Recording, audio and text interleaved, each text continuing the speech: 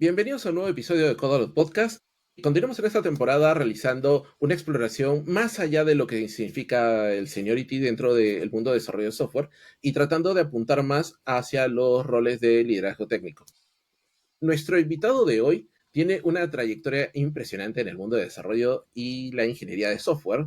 Comenzó su carrera hace 15 años programando para BlackBerry, Android y iOS, y con el tiempo se especializó en esta área, liderando equipos y proyectos en empresas como Cinepapaya, Fandango Latam, Flixster, responsable de la app de Rotten Tomatoes en Estados Unidos, y el BCP, el Banco de Crédito del Perú, por si acaso. En el 2020 decidió ampliar su enfoque más allá del desarrollo móvil, asumiendo un rol clave en la definición de infraestructura, arquitectura y seguridad tecnológica. Actualmente lidera el equipo de ingeniería de Quinoa, la primera startup peruana en ingresar a Y Combinator, donde impulsa su crecimiento y consolidación en el ecosistema tecnológico. Hoy tengo el gusto de conversar con Willy Estrada. Bienvenido, Willy, a Codalot Podcast. ¿Qué tal? Muchas gracias por la invitación, la verdad. Hace rato no hablábamos, como estábamos hablando hace un rato. Hace mucho tiempo no sé de ti también, entonces un gusto y gracias por la invitación. Sí, bueno, en realidad yo te agradezco muchísimo por poder disponer de este tiempo para poder participar de este podcast. Que si bien es cierto, no hemos tenido mucho contacto recientemente, pero solamente quiero que sepas que yo sí he estado como al tanto de tu trayectoria durante todo este tiempo, siempre en las sombras, así es que por eso es que también te tenía en el radar para poderte invitar especialmente a esta temporada de donde estamos hablando sobre el liderazgo técnico. Y me gustaría partir Chévere. esta conversación, este episodio, preguntándote cómo Ujú. llegaste del mundo de desarrollo de software. Sí, mira, bueno, mi carrera de por sí es de Ingeniería de Computación y Sistemas de la Universidad de San Martín de Porres, pero esa carrera, si bien es cierto, está en el mundo de la computación, no está muy orientada a la ingeniería de software como tal. Pero a mí siempre me ha gustado el mundo lógico de software. Cuando comencé a ver programación, me inquietaba bastante resolver problemas, meter mucha cabeza a resolución de problemas con lógica, algoritmos, estructura de datos. Entonces, cada vez me comencé a meter más, y ahí fue cuando tuve una oportunidad para poder ver justo el mundo mobile, comenzando de lo más básico que era BlackBerry, era muy difícil en ese entonces, y en ese tiempo iOS también era muy difícil, eh, y me gustó bastante. Desde ahí no lo solté hasta, como tú lo has dicho hace un momento, hasta el 2020, que hasta ahora sigo viendo. O sea, no es que me perdí en mobile, estoy algo frío, sí, pero porque ya no estoy 100% especializado en eso, pero o sea, yo creo que desde antes de la universidad siempre me ha gustado bastante todo lo que tenga que ver con computación y bueno, en el software encontré lo mío, ¿no? Interesante, interesante eso. Tú has pasado por la universidad y todo ello. En tu Ujú. opinión, ¿tú crees que para poder triunfar en el mundo del desarrollo de software, la universidad juega un rol muy importante o consideras que, Ujú. o sea, o cómo consideras que esto puede aportarle a la gente? Porque siempre hay un debate entre si la universidad realmente aporta algo o no Sí, dentro de la carrera. ¿Cuál es tu opinión respecto a claro. eso? Mira, yo creo que tú puedes ser un muy buen ingeniero de software, un muy buen programador sin ir a la universidad, pero sí lo considero importante porque tú en la universidad sigues un esquema de estudios, entonces que comienza de lo más básico hasta donde llegues, que si bien es cierto, en la universidad no vas a tener un nivel que puedas aprender en la cancha trabajando en el día a día, pero sí tienes un esquema estructurado en la currícula universitaria en el que te enseñan de lo más básico hasta lo más complejo, por Ujú. lo menos en cuanto a conocimientos, ¿no? Que paper, haces tus proyectos, interactúas con personas. A mí por lo menos me ayudó muchísimo en la universidad que te hacían mucho debatir. Entonces tú desde la universidad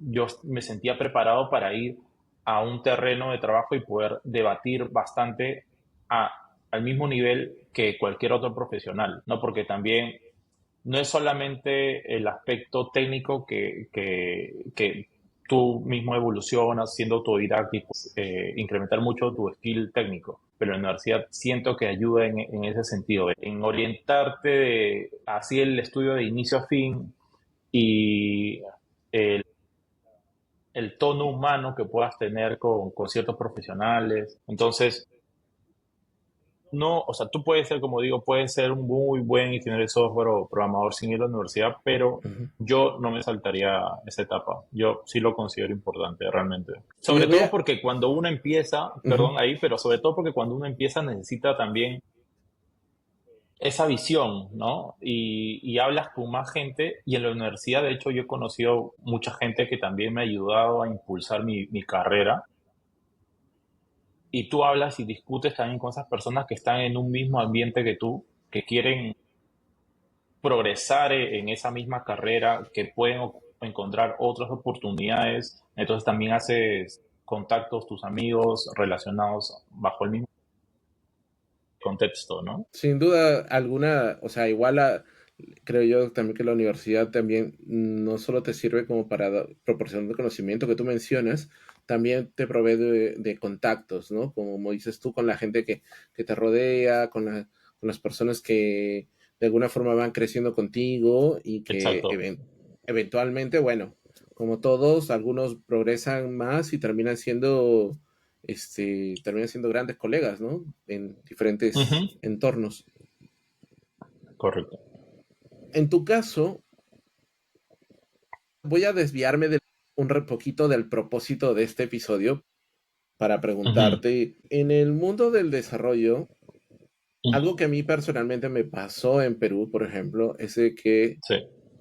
tengo personas que están trabajando para recursos humanos en diferentes empresas y Ujú. cada vez que yo me refería a los roles que yo ocupaba en diferentes empresas, como software engineer o Android engineer o algo así, Ujú. solían Ujú. decirme que yo no podía usar el título de ingeniero porque pues yo no estaba, bueno, yo personalmente no he terminado la universidad, entonces, sin Ujú. embargo, vemos que en empresas afuera, la ingeniería termina siendo un rol y no tanto como un título. ¿Cómo encuentras tú, cuál es tu opinión respecto a esta diferencia que existe entre quizás el ambiente de donde venimos a este mundo globalizado que usa eso como parte de un rol? Sí, de hecho, lo que acaba de decir es bien cierto porque tú puedes encontrar software engineers sin haber terminado una carrera y se pone ese título porque ese es su job, su descripción de trabajo. Ese es lo que es un ingeniero de software en la cancha. Pero sí es cierto y me he topado con empresas que es un requisito que hayas terminado la universidad para poder tener el cargo.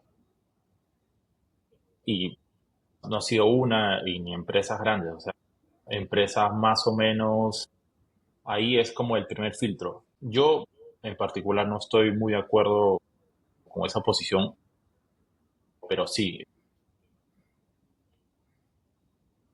aún hay empresas que no te dejan tener, como tú dices, ese título si realmente no eres un ingeniero que hayas acabado la universidad. Si Mm, encuentras de los dos sí, lados.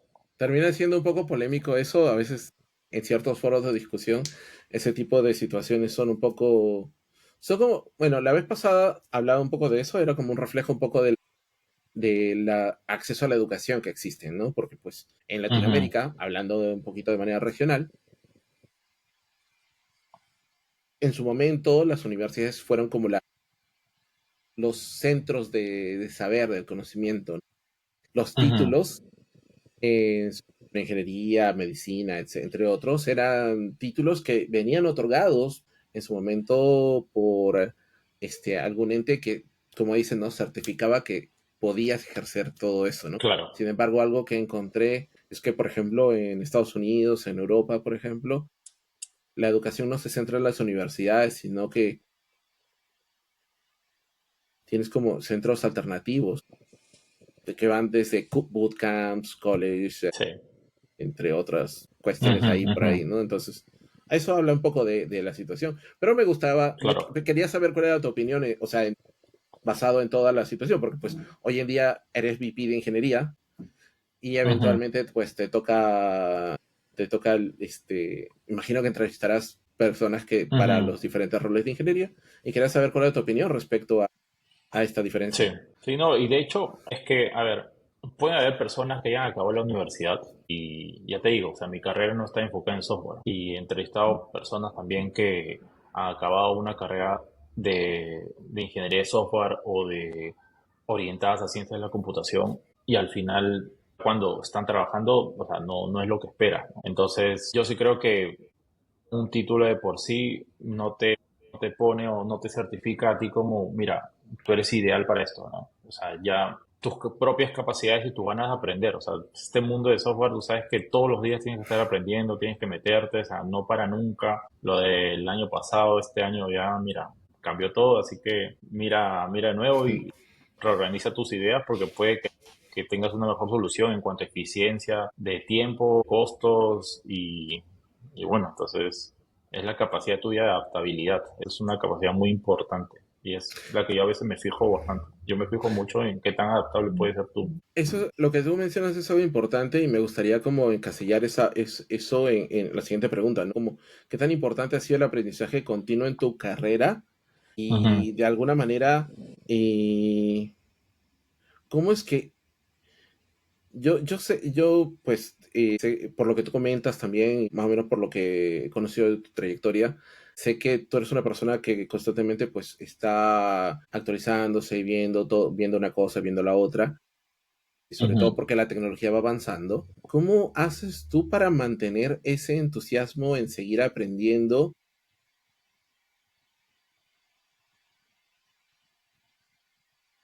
¿Qué crees que podría ser un obstáculo para otras personas para poder justamente llegar a valorar ese camino del aprendizaje continuo? Ujú. Sí, es algo que te tiene que gustar. O sea, como toda carrera, te tiene que gustar lo que haces. Entonces, a mí me gusta estar leyendo, si sale algo nuevo, lo leo, si tengo tiempo, lo pruebo, si no, busco experiencia de quien lo haya probado y veo cómo le fue con esa prueba y yo evalúo a ver, bueno, vale la pena probarlo o no. Converso con gente que lo haya probado también. Y número uno, eso, tiene que gustarte estar aprendiendo y leyendo bastante acerca de lo que tú estás haciendo. Al final es tu día a día y al final puedes encontrar algo que tú lo haces y te puedes tomar 10 horas haciéndolo y como esta otra opción lo haces en, no sé, en 5 horas y eres más eficiente y por un lado puedes estar haciéndolo mejor, ¿no? Entonces, no encasillarte, ok, ya sé esto y no lo suelto porque ya lo sé. Entonces, porque también hay personas así, ¿no? O sea, que como ya saben algo, quieren hacerlo de esa manera por 10 años y en software eso no funciona, ¿no? Tal vez en otra carrera puede que funcione, pero en software eso no funciona. Y bueno, volviendo a tu pregunta es eso, sentirte motivado, pero te tiene que gustar. Ujú. Después, leer mucho sobre las nuevas tecnologías, estar atento. Tal vez no te digo que te veas los 3 5 días del WDC o de las sesiones de Google, pero mira el resumen, mira un día los resúmenes, prueba un poco cómo te va. Tienes que tener, obviamente, también las herramientas, ¿no? Tienes que tener tu computadora, tu set ahí para probar las cosas y bueno, y tiempo, ¿no? Tienes que sacarte tiempo también para eso. Oye, y respecto a eso, justo permíteme preguntarte, ¿cómo es que, hablando un poquito de, primero de mi persona, hay personas que me dicen, ah, Ujú. sí, tú tienes mucho tiempo porque no tienes, tú estás soltero, me dicen a mí, ¿no? Pero así suelen a veces Ya. comentar, pero tú encuentras, ¿cómo es que alcanzas ese balance, ¿no? Entre tener una vida personal, una vida familiar y poderte a su vez también mantenerte actualizado. ¿Consideras que, porque también esto es algo que se menciona, capacitación y el aprendizaje continuo tiene que ser algo solamente está darse dentro de los horarios de trabajo o debería ser como esa cachito extra que deberías aplicar en tu vida? No, es que, a ver, el horario de trabajo es para trabajo, creo yo.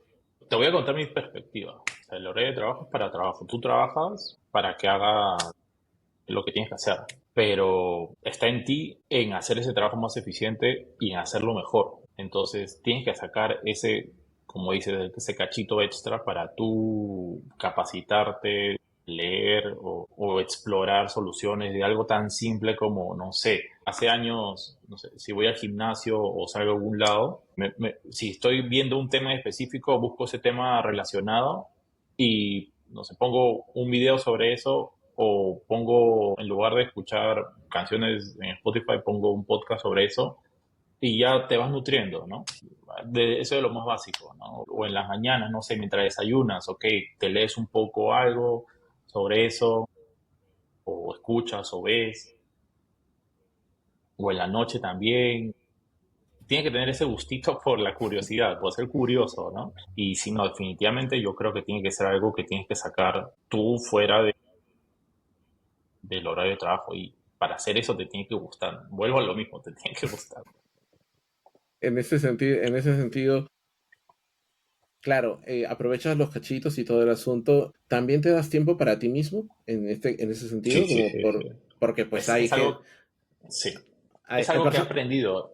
Y está bien que está muy bueno que me preguntes eso, porque al inicio, o sea, cuando, no sé, en mi etapa universitaria, que estudiaba, no sé, de 8 a 1, después trabajaba como de 1 a 8 y después tenía que estudiar otra cosa. Me iba de mi casa a las 7 y regresaba a la 1 de la mañana, prácticamente. Uno tiene energía en la etapa universitaria, entonces lo hace normal. Ujú. Pero luego cuando acabé la universidad, decía, tengo mucho tiempo. Entonces, trabajaba demasiado, o sea, trabajaba en el trabajo y en mí mismo también en las capacitaciones de los conocimientos que quisiera adquirir como horas extras, por así decirlo. Entonces, estaba mucho tiempo en la computadora, demasiado. Y así habrán sido, no sé, más de 5 años. O cuando me meto a algo nuevo, no sé, cuando, por ejemplo, salté de una startup al banco, es un ambiente completamente distinto, conocimientos completamente distintos, tenía que empaparme de nuevas tecnologías.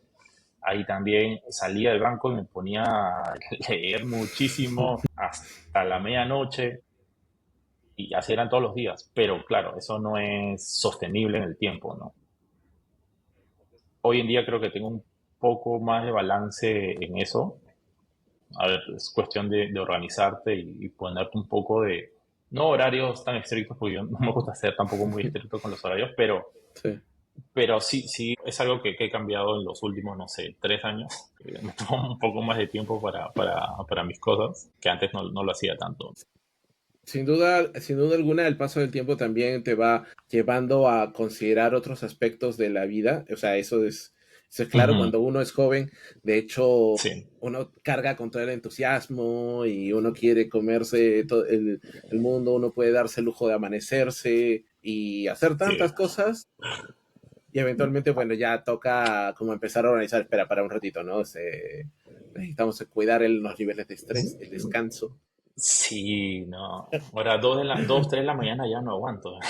Oh, Ya ya no doy, ya el sueño me come. Antes podía quedarme hasta las 5 o 6 de la mañana sin problema. O sea, tampoco que soy muy viejo, ¿no?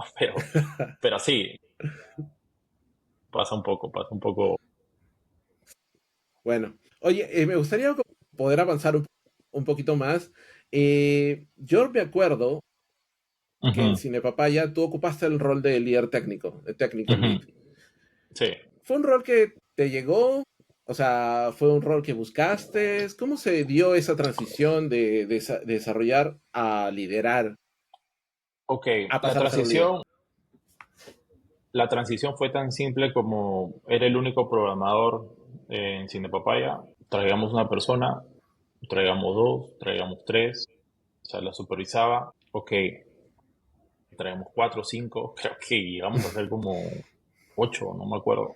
Ujú, Y al inicio fue tan simple como eso. Y luego te das cuenta que ya estás liderando personas. Entonces, mi transición sí fue como de la nada. O sea, ¿para qué te voy a mentir? O sea, no es que busqué liderazgo ni nada. Con en esa etapa y con el paso del tiempo, te vas mejorando tú mismo también, escuchando mucho a tu equipo y el apoyo que puedas tener. de la gerencia también, ¿no? Eso es bastante bien importante, ¿no? O sea, que te apoyen, que sepan que lo puedes hacer y al final los resultados tienen que hablar, ¿no? Pero esa fue la transición. Mi- mi- la- tengo una pregunta respecto a eso, justamente. Cuando tú ya asumiste, Ujú. te tocó asumir formalmente ese rol, ¿todavía seguías picando código? O Sí, sí, claro. No, hasta el día de hoy pico código. O sea, es algo que en un tiempo lo solté sí. y lo habré soltado unos meses y no, o sea, volví a picar código porque es algo que no me puedo enfriar. O sea, creo que siempre tienes que estar ahí porque si no te enfrías y uf. Oye, y respecto al otro lado, porque un líder, en este caso técnico, evidentemente te toca mantenerte como actualizado, pero ¿qué hay de la parte humana? O sea, Ujú. ¿cómo fue esa transición también? ¿Te resultó fácil gestionar personas? ¿Tuviste que aprender algunas habilidades nuevas? ¿Cómo fue esa experiencia? Mire, es interesante porque sentía que tenía o sea, tenía mucho feedback con el equipo, entonces sentía que esa era una parte que podría mejorar y volviendo al académico, o sea, me metí a una especialización de habilidades blandas y dirección. Mm, Entonces, para explorar, porque dije, bien, quiero ver, o sea, quiero conocer a gente que lo haya hecho, que haya pasado esto, y porque quiero tener un equipo que esté bien y no sé si lo estoy haciendo correctamente. Y a diferencia de la programación, que tú puedes ser autodidacta y programas y te sale porque uno más uno es dos, en esto, al gestionar personas, cada persona es distinta, tiene distintas necesidades, tiene distintos. A una persona le puede motivar más lo económico, a otra persona le puede motivar más sus tareas, a otra persona le puede motivar más el reconocimiento. Entonces tienes que entender qué es lo que les motiva para poder empoderarlos más. Entonces, eso es algo que me metí en una especialización para estudiar justamente mejorar en ese aspecto y creo que fue buen timing en el que me metí, creo yo. Y sí, por más que llegué, como te dije, medio improvisado, a veces si siento que tengo una falencia en algo, intento ver cómo solucionarla, ¿no? Y ese fue uno de los puntos. No digo que tuve una falencia, la verdad no lo sé. Hacía feedback con mi equipo y me decían, no, está todo bien, pero al final a veces puede que se guarden cosas, no sé, uno no sabe, pero por ese mismo temor hice lo que te cuento, ¿no? Interesante.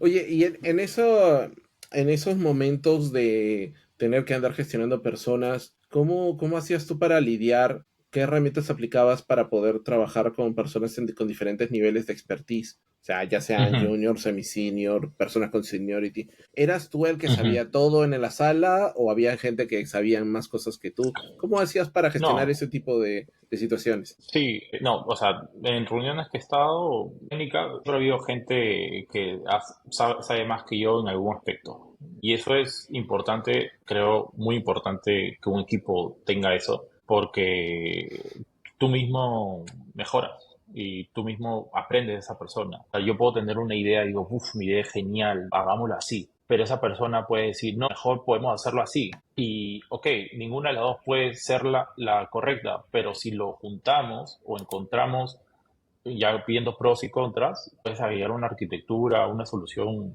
genial. O sea, a mí me ha gustado siempre tener gente que sepa más que yo en la sala de algún tema específico. Y en esas situaciones, ¿no tuviste alguna oportunidad de lidiar con algún tipo de temas de ego o cuestiones así en algún momento? Siempre ha habido esos temas. Y yo no lo he sentido conmigo, por ejemplo, porque si yo soy el líder, normalmente a ti no te retan, pero sí he sentido que retan al partner, a la persona al lado. Mm, Y ahí es un poquito difícil porque tú te pones en una encrucijada entre, pucha, o sea, si yo elijo a uno, a ver, siendo medio, sin meterle mucha cabeza, ¿no? Que si yo elijo a uno, el otro se puede poner mal. Y si yo elijo al otro, el otro se siente mal. Entonces, ¿qué hago? O sea, a ver, yo tengo mente científica. Yo digo, plantea tu idea, plantea la tuya, pros y contras, una ujú. de ganar, o juntamos las dos ideas pero el que no salimos de la sala hasta que el que su idea no fue tomada esté de acuerdo con hacer la idea que no fue de él. Mm, Pero cómo llegas a esa conclusión? Eh, haciéndole ver que la otra idea fue mejor. ¿Y cómo? Pros y contras, ¿no? Ya sea, también es muy importante saber en qué empresa estás, en qué situación estás. Es por las puras, no sé, construir un Ferrari si te vas a ir acá a la tienda a 2 cuadras. Y tampoco, si estás en una mega compañía, tampoco puede hacer algo tan inseguro. Entonces, tienes que saber primero dónde estás parado. Y con eso ya eliges la mejor solución. Porque ujú. a mí, ese tema que tú dices es importante porque, sobre todo, me ha tocado ver cuando hay una persona que viene de una empresa que está súper posicionada, ¿no? Pero es muy distinta a la empresa en la que tú estás ahora. Entonces, las soluciones que tú das pensando en la otra empresa puede que en la empresa actual no funcione, no por un Ya. tema de tiempos o de costos. Entonces es hacerle notar y decir, mira, esta es la situación actual, esto es lo que tenemos, esto es lo que planeamos hacer, ok, armemos la solución en base a esa premisa, ¿no? Sí. Me llama mucho la atención, eres como de los invitados, eres la primera persona que habla sobre aplicar un método científico. Me encanta esa perspectiva. De hecho, es algo que comparto bastante. Siempre es como Ujú. la idea de contrastar, ver pros y cons, considerar los trade-offs que pueden haber y finalmente algo que me parece súper valioso de lo que estás contando es la capacidad de poder llegar a generar un sentimiento Consenso. sí, a un consenso, ¿no? Finalmente es un sentimiento de ownership sobre la solución que se está dando. O sea, está bien. Puede ser que en algún caso una idea sea mejor que la otra, pero poniendo las cartas sobre la mesa siempre es mucho más claro el panorama Exacto. a menos que seas terco y ya ahí pasamos a otro plano en la conversación donde no quieras aceptar nada por puro ego y ya eso es un tema aparte. Claro, sí. Hay casos también. Y también me ha tocado lidiar con ese tema. O sea, cuando ya eres muy terco, mira, ya por más que ya, como, ¿qué más quieres que te diga? Oye, y en esas situaciones, o sea, claro, evidentemente sin llegar muy a fondo, ¿tienes alguna técnica, o sea, tienes alguna receta o vas lidiando nomás como conforme a la situación se va desenvolviendo? ¿A qué te refieres? O sea, en situaciones donde pues ya te encuentras con gente que es complicada de manejar. Sí, mira, yo me lo tomo mucho a no tener el ambiente tenso. Ujú, Entonces, mira, si ya todos llegamos al consenso de que esta es la mejor solución, porque si con la persona A y la persona B no se llega a un consenso, que yo estoy en el medio, tomo como que una decisión de mi perspectiva y aún no queda todo claro, podemos ujú, llamar a una o dos personas más para que también le metan cabeza. Entonces, si esta persona aún no se da cuenta de que, o sea, su idea no es como la mejor. ujú, O sea, yo trato de hablar con esa persona de forma amena, como para no tener el ambiente tenso. ujú. Entonces ahí, pero ya es una personalidad mía que yo a veces trato así como de lanzar de algo ameno, algo que relaje la situación. O sea, Sí, no me gusta mantener el ambiente tenso. sí, al fin. Entonces, y después, los días posteriores, tú estás como atenta a esa persona, a ver cómo reacciona, cómo va, cómo se siente, cómo está. Y sobre todo para no tener el ambiente tenso que es complicado. Oye, yendo al otro extremo, qué sueles hacer tú para mantener a la gente motivada? Porque somos seres humanos haciendo software. Sí. Entonces, cómo haces cuando la gente, pues de alguna, pues le pasa algo en la vida, no sé, esa infinidad de cosas y por ahí los ánimos están un poco decaídos? No, esos ánimos vamos a tenerlo todos. O sea, desde los que lideran o no lideran equipos, al final, como dice, o sea, somos seres humanos y en algún momento uno va a tener más ganas de hacer las cosas y en algún momento no. Entonces, por eso yo escucho mucho a la gente, al equipo, cuando quieren pedir vacaciones. A veces, ya sea por cosas internas tuyas o que estás muy quemado, por así decirlo, a veces son necesarias unas vacaciones. Y ya, mira, o sea, en todo este tiempo, para serte súper honesto, nunca he negado días de vacaciones. Mm. Siempre que me han dicho, quiero vacaciones, no sé, la otra semana, 3 días, mira, arreglamos y anda. Y por eso tampoco a mí me gusta alejarme del lado técnico, porque si pasa Ujú. algo, o sea, tú puedes reaccionar y no depende 100% de la persona, ¿no? Y así tienes un Mm. equipo más grande, como que hacer un tipo de escalonado ahí para que ya hayan dos personas que sepan de algo y una persona no sabe solamente sobre un tema específico, pero tomarte días de vacaciones lo considero importante y es algo que a veces motivo al equipo en donde está. ¿Quieres irte de vacaciones o es tiempo de tomar vacaciones, no hacer nada de trabajo, no pensar, desactivarte? Yo lo he hecho, yo me he desactivado unas cuantas veces también. Y es importante, es súper importante. Te recarga bastante. Ahora quiero cambiar, hacer un pequeño switch en la conversación que llevamos. Ujú, Tú, bueno, cuando interactuamos por última vez, tú estás todavía muy involucrado en la parte mobile. Sé que todavía sigues todavía un ujú. poco involucrado en ello, pero ahora eres VP de ingeniería. O sea, Ujú. ¿cómo fue que llegaste ahora sí desde este punto de ser technical lead a llegar a ser VP de ingeniería? ¿Cómo fue esa transición? ¿Cómo fue abrirte a otro campo más allá del desarrollo mobile? Sí, siendo honesto, fue muy duro en cuanto a lo técnico, más que todo. Como IP Ingeniería, tu rol al final es hacer realidad, hacer realidad el producto de la empresa. Entonces tú te encargas que todo vaya bien. De la parte técnica, manejar el equipo, que el producto sea exitoso, dar resultados sobre eso. Pero fue muy retador en cuanto a lo técnico, en mi caso, porque tú sabes, o sea, en el mobile, tú sabes cómo funciona un app de arriba para abajo. Ujú. Cuando estuve viendo mobile me ha tocado hacer backend un poco, sabía un poquito de cloud, pero no era mi fuerte, ¿no? Entonces tuve que empaparme y llegué, cuando llegué a ser VP, obviamente en ese entonces a la gente que manejaba todos sabían muchísimo más, 1000% más que yo, porque eran temas que yo era nuevo. Entonces yo fui a liderar un equipo técnico que no tenía experiencia técnica en ese momento. Mm. Pero ahí está también la confianza del CTO que me llamó a ser VP de Ingeniería sabiendo que no conocía lo técnico. Él me dijo que también me puso en ese rol porque sabía de mis capacidades y que me iba a empapar fácilmente de lo técnico y que eso no le preocupaba.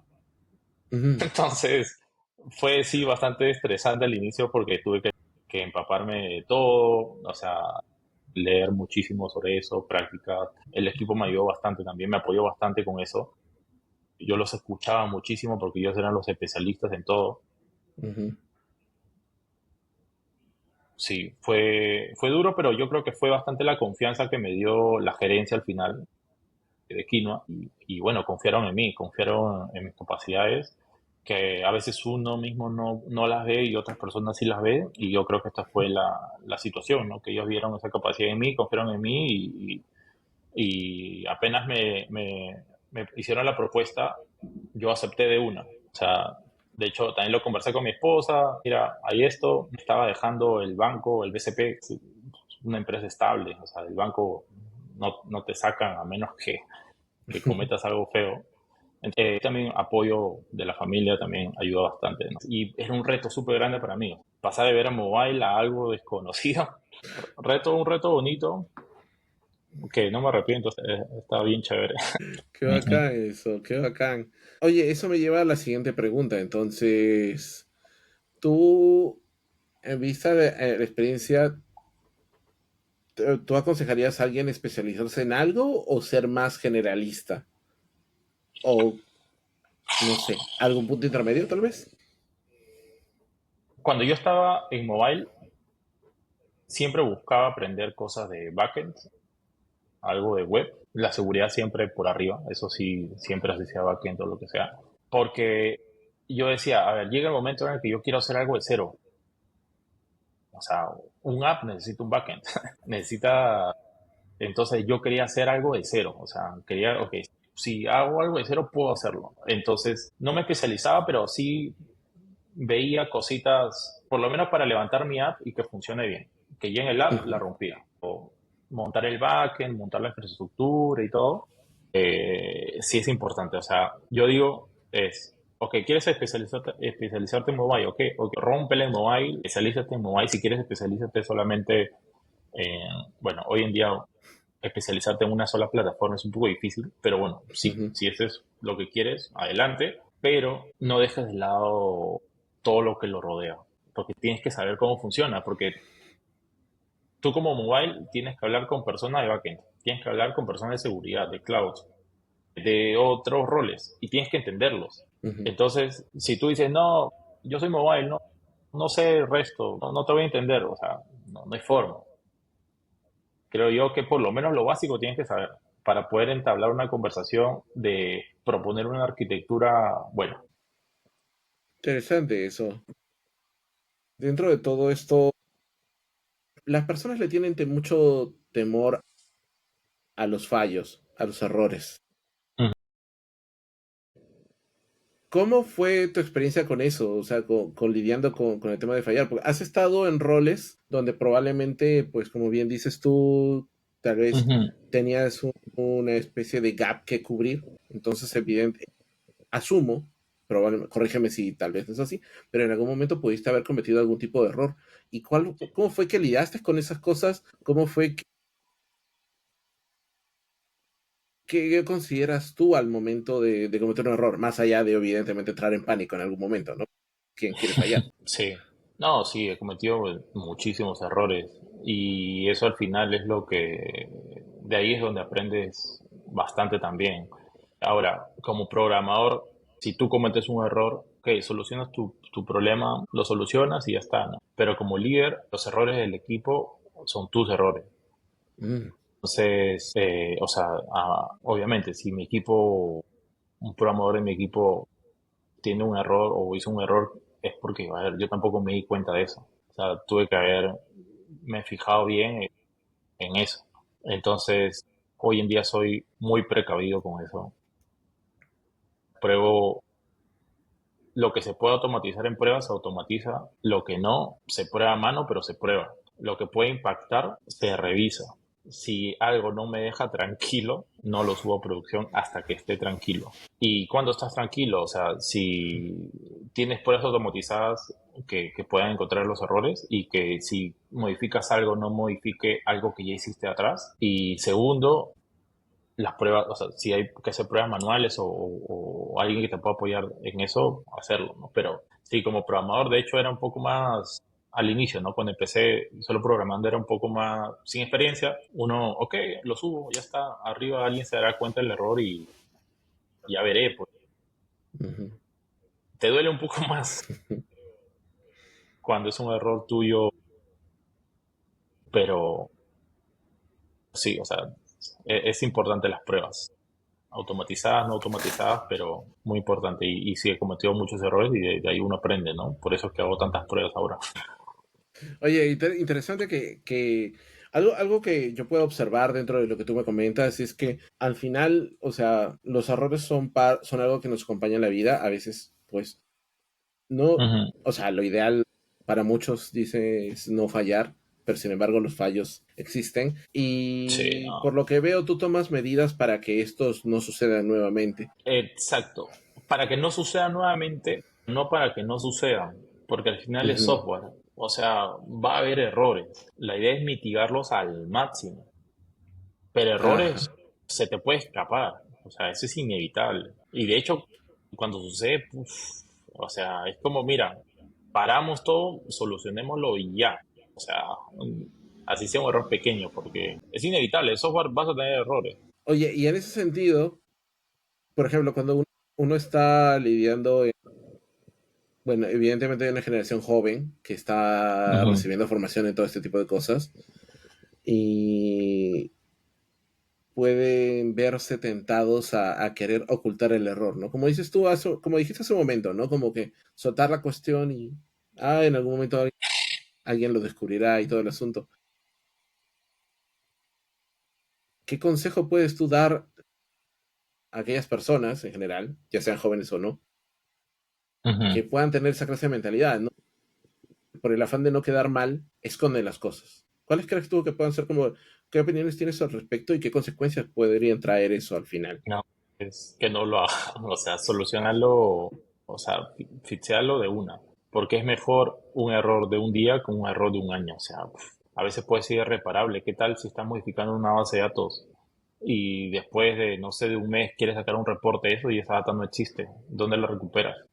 Entonces, claro, uno por la inexperiencia puede decir, bueno, no va a pasar nada, lo dejo ahí, pero no, o sea, si hay un error, si tú conoces un error, si sabes que es un error, corrígelo, y si no sabes cómo corregirlo, coméntaselo a tu jefe y él tiene que saber cómo solucionar eso. O sea, él te tiene que ayudar. O sea, para eso eh, también estamos nosotros, los líderes, ¿no? O sea, en saber cómo manejar esas situaciones y afrontarlas, o sea, poner el pecho y acompañar al equipo en la resolución de errores. Buscar más, enfocar la conversación en la solución de errores y no en búsqueda de culpables, porque eso es lo peor. La búsqueda de Mm. buscar un culpable, mira, puedo hablar uno en uno con la persona y ver mejoras para que eso no vuelva a pasar, pero búsqueda de culpables es lo peor que uno tiene que hacer en una resolución de conflictos o de errores. Buscar culpables, ¿qué consecuencias podría traer? O sea, desde tu perspectiva. ¿Y por qué no No, habría que hacerlo? ensucia la conversación, pierdes tiempo. O sea, cuando estás solucionando errores, ¿qué importa quién lo hizo? O sea, si quieres después lo ves, o sea, si de algo te puede servir para ver qué error cometió esa persona y poder darle feedback y no lo vuelva a hacer. Pero en el momento caliente de solución de errores, mira, no importa quién lo hizo, o sea, busquemos el error porque se ensucia mucho la conversación. Porque también he estado metido en ese tipo de conversaciones en el que hay un error y es, ya, pero ¿quién lo hizo? Ya, pero ¿por qué hiciste eso? ¿Qué importa? Hay que solucionar el error. No perdamos más tiempo. Mm. Oye, y eso me lleva a lo siguiente. ¿Cómo haces tú para medir a las personas? Porque eventualmente imagino que tendrás que presentar algún tipo de reporte. ¿Qué, Ujú. qué variables son las que tú sueles tomar en cuenta al momento de poder medir la productividad de una persona, de poder eventualmente encontrar puntos de mejora para poder brindar feedback a la otra persona? ¿Qué herramientas usas tú para poder justamente tomar medición de estas situaciones? Sí, yo creo que depende mucho de la cultura de la empresa, porque hay empresas que, sí, hay empresas que miden a los promotores así te quemen los oídos por las horas en las que estás frente a la computadora. Hay empresas que te miden por eso. O sea, tú pasas de 8 a 8, ok, ya está. Perdón, compañías que también te miden por, no sé, los commits que hagas. Yo ¿Todavía mido, existe a eso? mí, ya hablo de empresas que lo hacen, porque sí conozco empresas que medían la hora, o sea, tú tenías que meterte ahí un formulario y decir, ok, de Ujú, lunes a martes estuve de 8 a 8, miércoles estuve, no sé, de 9 a 5 y así, y tú mismo lo llenas toda la semana. ujú. Y también que se sacaban reportes de los commits que hacía esa persona y con eso ves qué tanto, esas burbujitas que aparecen en el mismo GitHub, eso Claro. mismo te lo dice. Ahora, te estoy hablando de la cultura de la empresa, ¿no?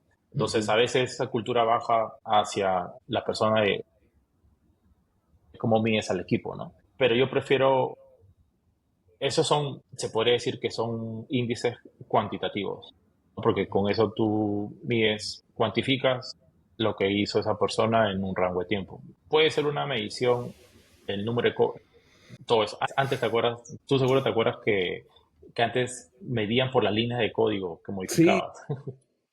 Entonces, todas esas mediciones cuantitativas, ok, puede ser un factor, pero hoy en día, o sea, puedes hacer lo mismo con 5 líneas o 1000 líneas de código. A ver, no hay mucha diferencia. Entonces, yo mido mucho el impacto de la persona en los proyectos, ujú, porque tú sabes que una persona A te puede hacer el mismo proyecto en 5 días y te lo hace bien. Y tú sabes que una persona B te puede hacer el mismo proyecto en un mes y ahí está el nivel de seniority. Eso me llama la atención porque justo, claro, una de las cosas que a veces tratamos de divulgar es la oportunidad, por ejemplo, de poderse medir, de medir los logros, inclusive, ¿no? Cuando tú actualizas tu LinkedIn o cuando preparas tu resumen o cuando preparas tu currículum, siempre se Ujú. nos dice que tenemos que colocar como logros, ¿no? ¿Cuáles fueron tus logros que pudiste conseguir en tal lugar, ¿no? Entonces, Sí, claro, si bien es cierto, ahorita acabamos de hablar un poquito de las mediciones desde el punto de vista de liderazgo como tal, pero si tuvieras tú que decirle a alguien, oye, mira, yo te aconsejo que puedas tomar en cuenta estos indicadores, ¿cuáles serían esos indicadores que tú aconsejarías a alguien que de manera personal los pueda tener en cuenta para poder de alguna claro. forma mejorar, ¿no? O medir su progreso a lo largo del tiempo. Sí, primero depende mucho del cargo. Si estás en un rol de liderazgo, puedes hablar, o liderazgo técnico también, Ujú, puedes hablar incluso de el ámbito monetario, que hiciste ahorrar. Te pongo un ejemplo también de una empresa que antes he trabajado, que con menos horas hombres, eso equivale a menos dinero, tú puedes sacar un proyecto adelante. Entonces tú dices, este proyecto en hora, en cuanto a personal, todo, por decirte cualquier cosa, 1.000. Y antes, mantener ese proyecto costaba 10.000. Entonces redujiste de 10.000 a 1.000 el mantenimiento del mismo proyecto. Ese es un indicador. Con la misma, también con la misma cantidad, con menos o la misma cantidad de errores. Y ujú, la disponibilidad, la disponibilidad de ese sistema, que la disponibilidad viene atado con los errores.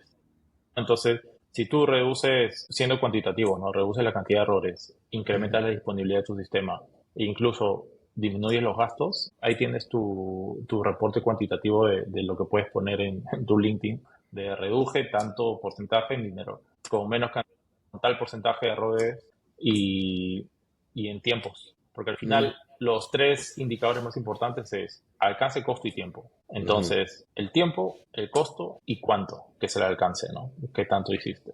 Ahora, si eres, si eres un programador activo, creo Ujú. que sí es un poco más complicado llegar a estos indicadores que te comento, porque estos indicadores son más como para un área de liderazgo. Pero como programador, tú puedes decir, tal proyecto y me involucré en un 100% de este proyecto, me involucré en un 80% de este proyecto, hice el 50% de la arquitectura del proyecto y el 100% de la programación del proyecto. Si te involucraste también desde la incubación del proyecto que viste, es responsable de este proyecto, porque también nosotros como programadores, cuando fui netamente programador también, tú en algún momento eres responsable al 100% de un proyecto. Claro. Entonces, eso era algo que yo también hacía y yo usaba como, por así decirlo, como mi marketing. La empresa en la que estaba decía, este proyecto yo lo hice todo, porque era verdad. Al final había momentos que yo era el único programador. Entonces, este tipo de indicadores también llaman, ¿no? Al final es tu portafolio. Como programador, tú tienes que tener tu portafolio de los proyectos que has hecho y decir la verdad en qué porcentaje está involucrado y qué has hecho tú. Claro.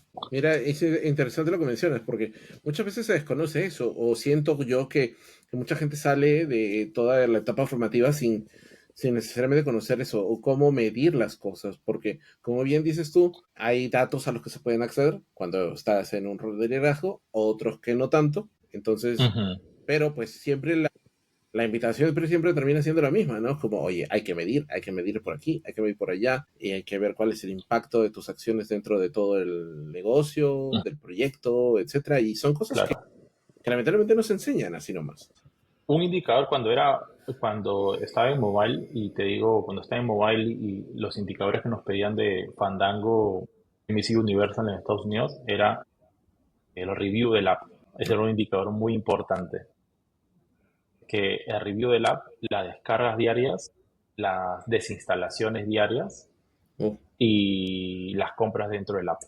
Esas eran indicadores como programador que tenían los programadores, porque todos teníamos indicadores ahí. Entonces, ahí te doy unos ejemplos como mobile que se puede usar. Y al final, el indicador de reviews es interesante porque en verdad es un buen indicador. Las personas, o sea, si ven el app que está bien valorada, al final descargas y a ti como programador te motiva a mantener el app estable, porque si tienes menos un review bajo es porque puede que ahí está inestable. Ujú. Y también piensas en formas creativas de poder mejorar el app, ¿no? Siento que de alguna forma, por las cosas que tú comentas y por las que hemos venido conversando durante todo este tiempo, claro, hay una, podríamos sacar que como elemento común es que hay que verse involucrado en las cosas, ¿no? No como si Sí. realmente el deseo es escalar y evidentemente, eventualmente alcanzar un rol de liderazgo técnico, la forma en la Ujú, que tú te involucres con el proyecto, ya sea a nivel personal con tu equipo o a nivel técnico con el producto, o sea, yendo incluso ujú. más allá de solamente ver lo que estoy escribiendo o del ticket, sino Claro, ver el impacto en el producto, son cuestiones importantes en ello, ¿no? de todas maneras. Y que como programador tienes que saber por qué lo estás haciendo. O sea, no es que hago una funcionalidad y ya, o sea, tengo que hacer esto y ya. O sea, el programador tiene que saber por qué lo está haciendo, porque eso también puede motivar. ¿Qué tal si yo te digo, o sea, tienes que hacer un botón que diga comprar, por decirte cualquier cosa, en tal Uh -huh. vista, y yo te digo, lo haces, ok. Y yo te digo, mira, ese botón que pusiste comprar en esta vista hizo que tengamos 50% más ventas. O sea, tú dices, wow, o sea, pues, ha sido importantísimo este esfuerzo que hice. No, a diferencia de que hice botón, oh, ¿quién lo estará usando? O sea, ¿lo estarán usando o no? Sí, Esa es una parte que a veces puede pasar desapercibido, pero es bien importante involucrar mucho en el porqué al equipo. sí, eso es algo que a lo largo de mi experiencia fui descubriendo como cuál era mi lugar en el universo del producto. Incluso es una de las cosas que a mí personalmente me agrada muchísimo, como tener la oportunidad de trabajar de la mano con la gente de producto. Y algo que aprendí también en este interín era la posibilidad de ir pidiendo cosas, ¿no? Como hablando de analíticas puntualmente, Ujú, la importancia de las analíticas en la aplicación que te permiten justamente medir los tiempos de respuesta a lo largo del proceso, cuáles son las diferentes, poder reconstruir el camino de un usuario a través de los diferentes eventos que tú tienes. Son cuestiones que a la larga aportan un gran valor dentro de la medición y el ujú. entender que hay más allá de solamente hacer el release y ya eso está ahí para los usuarios y ya está, ¿no? Es como, sino de tener cierta data con la cual, como dices tú, poder aplicar un método científico y eventualmente tomar decisiones también. Ahora, ya más o menos estamos como llegando como a la parte final de este episodio y si tú tuvieras que brindar un consejo a personas que recién están en su etapa formativa o todavía son Ujú, juniors, tanto en el aspecto técnico como en el aspecto humano, ujú. ¿qué consideras que son cuestiones que tal vez el aula no le enseñe, pero que sería importante que ellos se pudieran desarrollar? No sé si no le enseñan, pero lo que yo diría, y es algo que creo que a mí me ha ayudado mucho, es transmitir tus ideas. Porque al transmitir tus ideas, hablarla en voz alta, decirte, oye Armando, mira, ¿sabes qué? Estoy pensando en esto, ¿qué piensas? Tú me puedes nutrir con formar mejor mi idea, o simplemente yo hablando en voz alta, puedo también darle más forma y aparte, si es útil, al final puede ser tomada esa idea para la puesta en marcha. Y por eso a mí también me gusta jalarle mucho la lengua al equipo y decir, mira, ¿qué piensas en esto? A mí me gusta ser el último en hablar en la sala, no el primero, porque a veces como líder, si tú hablas primero, el uno que tiene otra idea puede sentirse intimidado porque dice, no, güey, no piensa como yo, entonces mejor no habla. Entonces a mí Ujú. me gusta decir, ¿qué piensas, Armando, de esto? Este es el problema, ¿qué piensas? Y yo ya tengo una idea en mi cabeza, pero yo no le he dicho, o sea, yo transmito el problema. ¿Qué piensas? Ok, tal. Hay personas que no les gusta hablar y dicen, no sé, pero si tú excavas, sacas la idea de su cabeza y pueden tener una idea muy buena.